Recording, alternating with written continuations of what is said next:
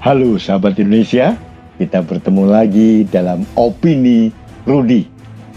Kali ini saya akan mengajak sahabat Indonesia untuk membahas sesuatu yang ringan, tidak penting sebetulnya, tapi perlu kita bahas, yaitu istilah kadrun. Nah, kadrun bagi saya adalah pola pikir, bukan identitas etnis. Untuk itu, marilah kita bahas bersama tentang kadrun ini. Sahabat Indonesia, pasca Pilpres 2019 muncul istilah baru, yaitu kadrun. Semula banyak orang yang mengartikan kadrun adalah peyorasi atau penurunan sebuah makna dari istilah kadal gurun dan agak berbau etnis tertentu. Namun dalam perkembangannya, saya melihat kadrun ini bukan identitas kelompok tertentu, tapi lebih pada pola pikir atau mindset dari seseorang beretnis apapun. Nah, kebetulan pola pikir kadrunisme ini adalah pola pikir yang cenderung negatif dan kotor. Sahabat Indonesia, pola pikir adalah cerminan dari kata hati dan gambaran secara komprehensif kondisi psikologis seseorang. Nah, pola pikir kadrunisme ini juga cerminan ketidakpuasan, gambaran ketidakwarasan seseorang dalam melihat realita atau kenyataan yang seharusnya dia terima. Sebagai contoh, terpilihnya Presiden Jokowi untuk periode jabatan yang kedua seharusnya merupakan keniscayaan dalam demokrasi yang seharusnya diterima secara legowo oleh seluruh masyarakat Indonesia. Namun kenyataannya masih ada beberapa kelompok orang yang tidak mau menerima kenyataan ini dan selalu membangun narasi tentang kejelekan pemerintah dan Presiden Jokowi.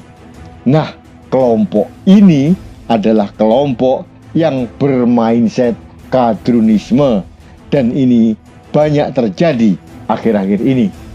Sahabat Indonesia, pola pikir kadrunisme akhir-akhir ini semakin merajalela, khususnya terkait dengan program vaksinasi virus COVID-19.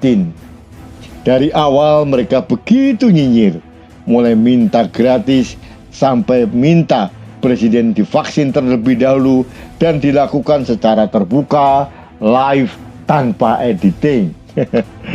Ya Allah. Setelah semua nyinyiran mereka dipenuhi oleh pemerintah, giliran sekarang mereka mengkritisi cara suntikan vaksin kepada Presiden Jokowi yang dianggap salah. Bahkan mereka meragukan isi vaksin yang disuntikan kepada Presiden.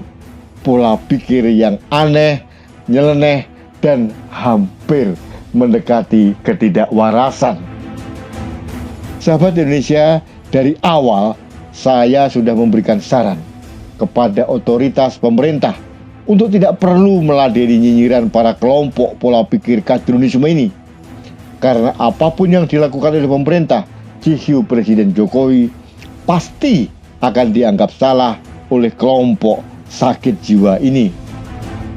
Lalu bagaimana caranya kita menyikapi meriahnya nyinyiran kelompok kadrunisme ini?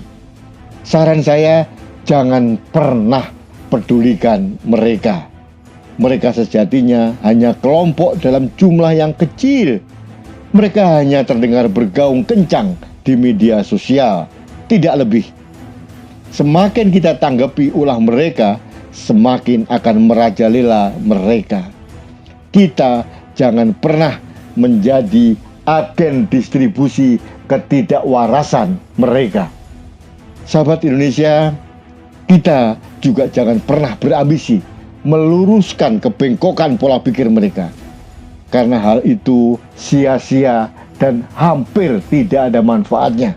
Karena hal itu dibangun dengan fondasi rasa sakit hati dan ketidakpuasan diri yang akut dan sudah mengalir dalam urat nadi kehidupan mereka. Hanya diri mereka dan Tuhan yang bisa meluruskan pola pikir mereka. Tapi jangan-jangan Tuhan sengaja membiarkan mereka tetap ada di sekitar kita, agar kewarasan kita begitu nampak berbeda.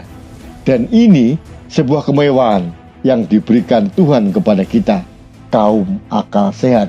Siapa tahu? Nah, sahabat Indonesia, demikian ulasan ringan saya tentang kadrun.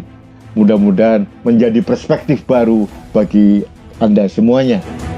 Sahabat Indonesia, kadrun adalah keniscayaan dalam kehidupan berdemokrasi di Indonesia. Kita harus menerima mereka ada di sekitar kita, tapi saran saya kembali, saya sampaikan, tidak perlu memperdulikan mereka. Apapun yang dikatakan mereka, sebaiknya kita marginalkan saja. Kita biarkan saja, kita tenggelamkan saja. Kita harus tetap pada koridor sebagai kelompok akal sehat. Baiklah sahabat Indonesia, jangan lupa like and subscribe Kanal TV Anak Bangsa, kanal yang saya pergunakan untuk menjaga Indonesia, menyuarakan kebenaran, untuk menjaga negeri kita yang tercinta. Demikian, sampai bertemu kembali. Salam damai, Rudi S. Kamri.